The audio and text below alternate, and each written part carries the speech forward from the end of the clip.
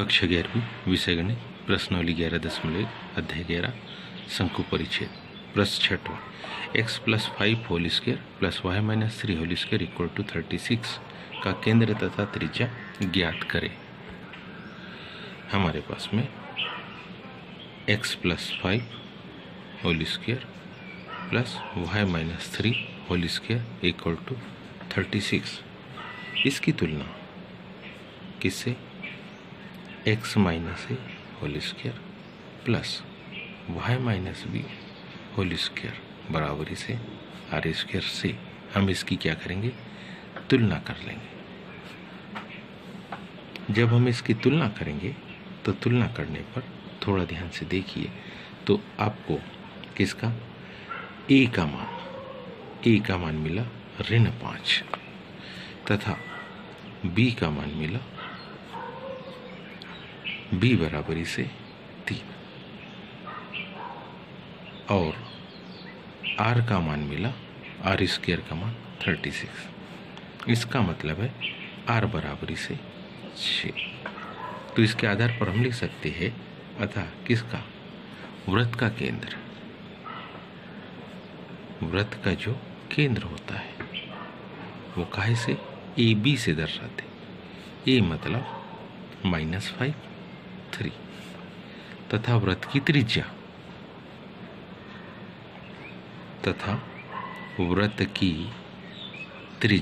R से दर्शाते। R मतलब कितना 6। उम्मीद है समझ में आया होगा। आगे देखिए इसका अगला प्रश्न 7वां x की घात 2 धन y की घात 2 ऋण 4x ऋण 8y ऋण 45 बराबरी 0 का केंद्र तथा त्रिज्या ज्ञात करो। तो सबसे पहले इसके हल में हम क्या करते हैं, जो दिए गए पद है उसमें अचर पद को दाहिनी तरफ पक्षांतर कर देंगे। अचर पद यानी अंक 45। फिर x वाले पद को पास लिखें।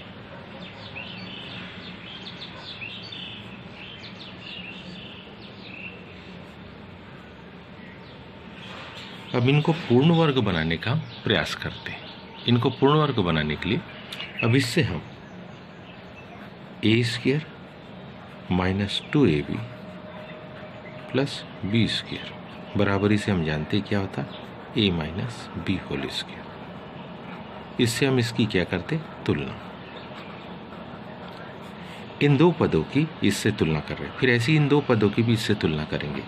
तो तुलना करने पर ध्यान से देखिए तो किसका मान हमको मिला a² का मान, a² बराबरी से x² और -2ab - 4x, इसलिए 2ab को हम लिख सकते हैं क्या 4x।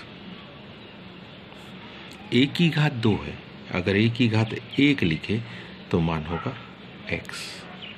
2 से 2 कट गया, किसका ab बराबरी से 2x। a का मान है x, यदि यहाँ पर आपने x रखा x गुणित b बराबरी से क्या 2x, तो x से x क्या होगा, कट जाएगा। मतलब b का मान कितना आ गया x, b का मान 2, b का मान कितना आ गया 2। हमको यहाँ पर b² की आवश्यकता है, यानी b² की आवश्यकता है। तो इसलिए जब हम b² लिखेंगे, क्या लिखेंगे, इसलिए जब हम b का स्क्वायर करेंगे तो 2 दूनी क्या बन जाएगा 4 बन जाएगा।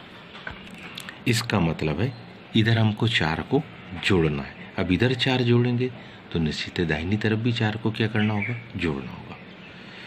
ठीक, तो ये तो इसका पद हुआ। अब इससे तुलना करें, y² - 8y से इसकी तुलना।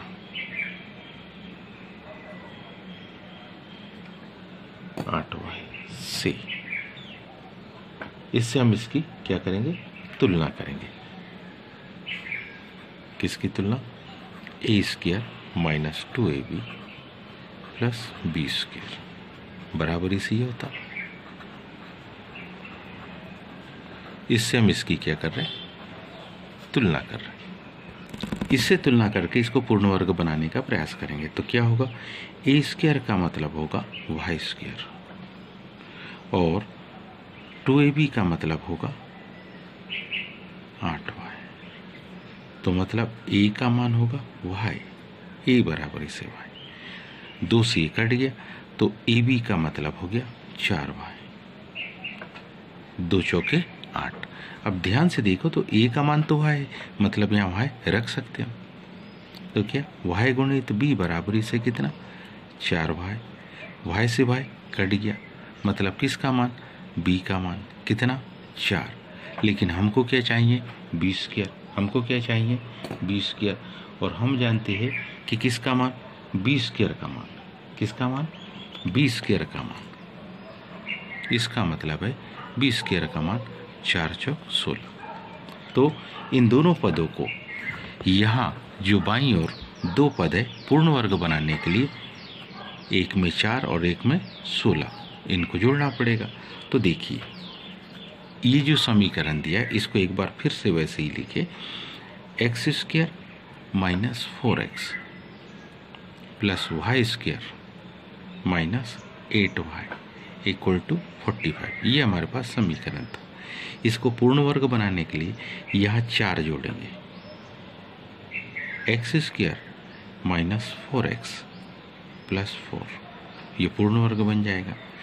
वाई स्क्वायर माइनस 8y, इसको पूर्ण वर्ग बनाने के लिए यहाँ हमको 16 जोड़ना पड़ेगा। 16 और 4 कितने 20 जोड़ दिए हैं। समीकरण के दाहिने पक्ष में कोई अंतर ना आए इसलिए उधर भी 20 को क्या कर देंगे जोड़ देंगे, क्योंकि ये 20 से 20 घट गया तो वास्तविक आंसर में कोई अंतर नहीं आएगा। लेकिन अब हम इसको लिख सकते हैं क्या, अब हम इसको लिख सकते हैं x माइनस 2 होल स्क्वायर, और इसको हम लिख सकते हैं y माइनस 4 होल स्क्वायर।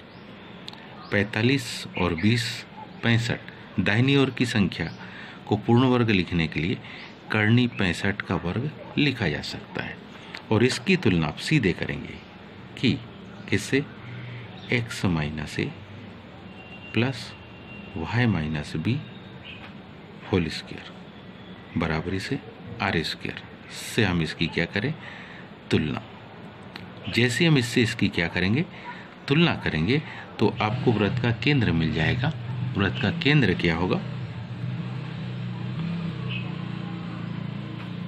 इससे वृत्त का क्या केंद्र मिल जाएगा। वृत्त का केंद्र क्या ए कामा बी, ए मतलब 2 और बी मतलब 4, और वृत्त की त्रिज्या, वृत्त की त्रिज्या क्या होगी r, r की घात 2 कर्णी 65 की घात 2, तो r बराबरी से कर्णी 65 है। उम्मीद है आप सबको समझ में आया होगा। आज के लिए इतने शेष कर, धन्यवाद।